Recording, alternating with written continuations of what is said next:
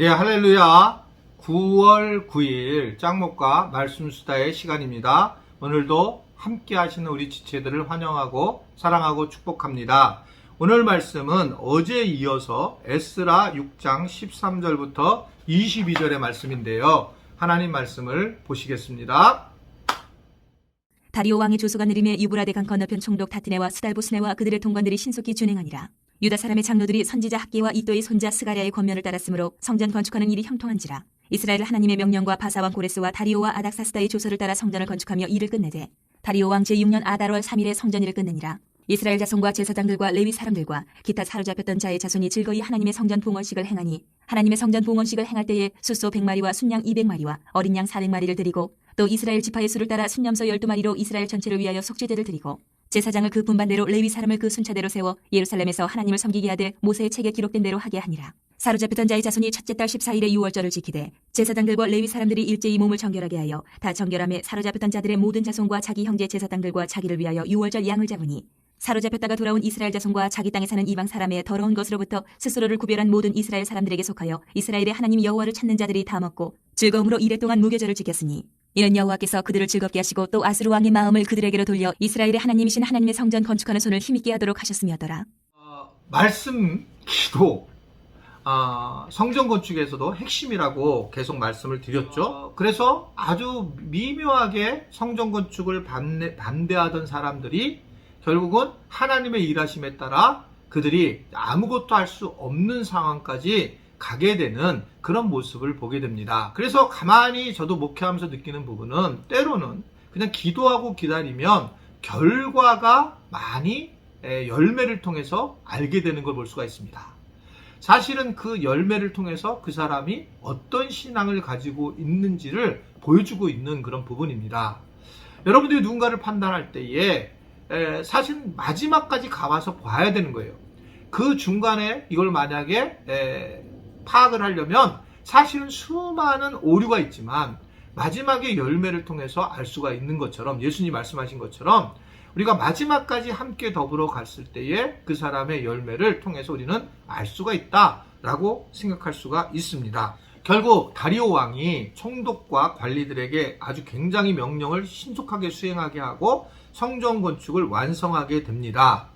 하나님은 특별히 선지자를 통해서 이들에게 말씀을 주고 그 말씀이 소통이 되면서 결국은 이들이 굉장히 성전 봉헌식 때에 기쁨하는 마음을 가지게 되고 하나님이 기뻐하시는 제사를 드리게 되는 것을 볼 수가 있습니다.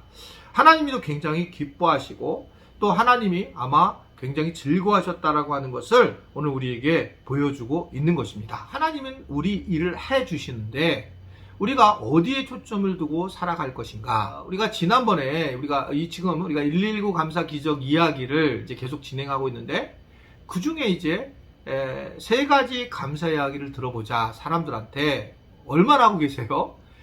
세 가지 감사 이야기를 만약에 사람들한테 들어볼 때도 굉장히 우리에게 큰 영향력이 미치는 겁니다. 얼마 전에 이제 그 선교사님들 세 분하고 여기 그 지지대 꼭에 있는 김학선 베이커리인가? 주학선 베이커리인가? 그 베이커리 있잖아요. 큰 집. 그래서 거기를 이렇게 주차하러 이렇게 가려고 했는데 그 베이커리에 주차를 자리가 하나만밖에 없는 거예요. 그래서 딱 되려고 했는데 저쪽에서 갑자기 내가 먼저 도착했는데 그걸 보고 막 비상등 켜고 들어오는 거예요. 저쪽에서 보이는 거예요. 제가 벌써 와 있는데. 그래서 내가 당연히 빵 하고 내가 들어가도 되는 거죠. 먼저 와 있는데.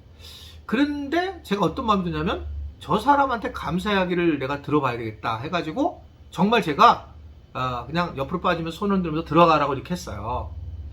근데 그분이 쓱 그러면서 들어갔는데 들어가자마자 바로 이쪽에 차가 2대가 빠져나가는 거예요. 제가 이쪽에 피한 자리로. 그러면서 되게 기뻤어요. 내가 그냥 그걸 싸울 수도 있고 내가 먼저 들어갈 수도 있지만 저 사람이 감사하겠다라고 하는 감사하는 손을 가지고 이렇게 내가 이렇게 나가니까 감사하다고 이렇게 얘기하더라고요. 그랬을 때 참 기쁨이 큰데 우리가 사람을 기쁘게 하는 것도 굉장히 이렇게 큰데 하나님을 기쁘게 하는 일을 생각해 보자는 거죠. 아멘이세요? 내가 하나님의 일을 어떻게 하면 기쁘게 할 것인가? 하나님의 일을. 그러니까 하나님을 어떻게 기쁘게 해드릴까? 이게 지금 오늘 보면 이 하나님을 기쁘게 하는 사람들의 모습들이 모여 있는 거거든요.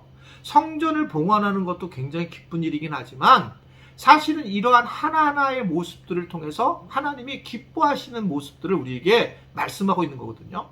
그러니까 제가 우리 교회가 그때 그 아프리카에서 2개 교회를 세울 때 굉장히 충격을 받았다 그랬잖아요.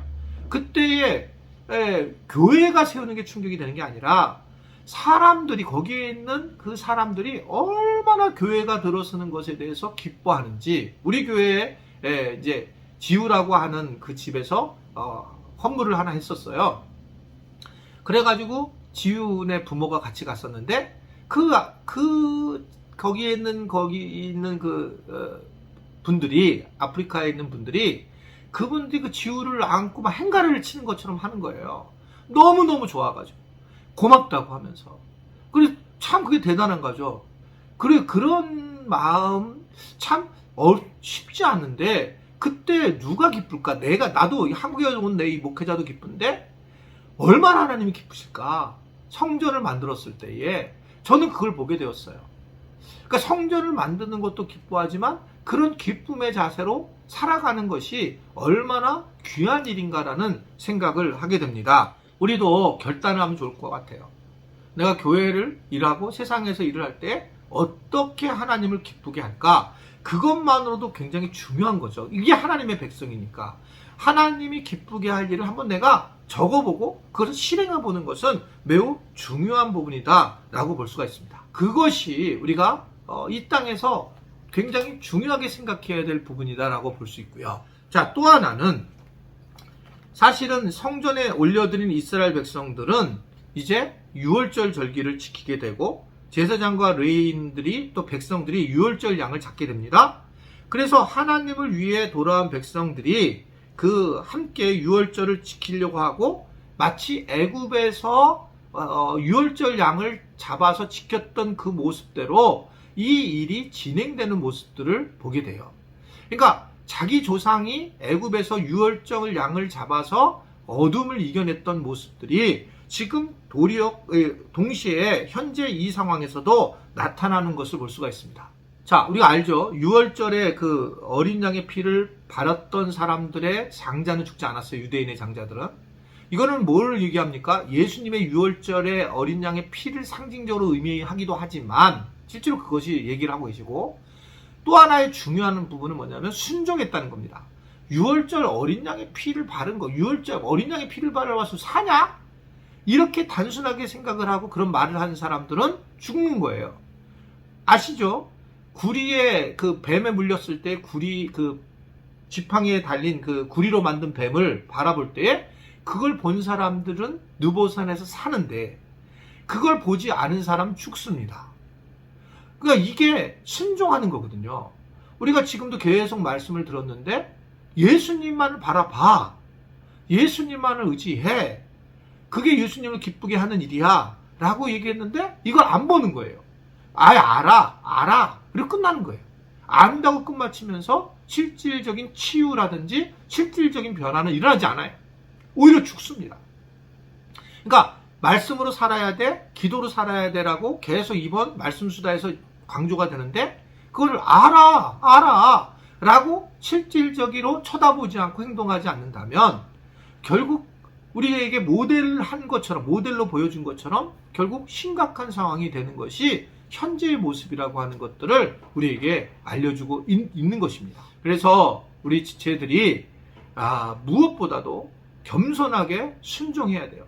말씀, 기도, 이 두 가지를 내가 순종하고 그래서 그 주님을 기쁘게 하고 그리고 우리가 좀 더 하나님을 기쁘게 해 나갈 수 있는 그러한 하나님의 자녀들이 될 수 있게 되기를 주님의 이름으로 부탁을 드립니다. 네, 기도하겠습니다. 하나님, 오늘 말씀을 통해서 어떻게 하나님을 기쁘게 할까를 생각하게 하시고 우리 지체들도 오늘 하루를 살아가면서 말씀 기도가 제일 중요하고 그리고 우리가 어떻게 하나님을 기쁘게 해드릴 수 있어야 될지를 생각하고 보며 말씀에 거하게 하시고 기도하게 하시고 또한 사람들을 섬길 수 있는 은혜를 누리도록 도와주시고 예수님만을 정말 바라보며 그분 안에 거하는 하루가 되도록 주님 축복해 주시옵소서. 예수님의 이름으로 기도드리옵나이다. 아멘.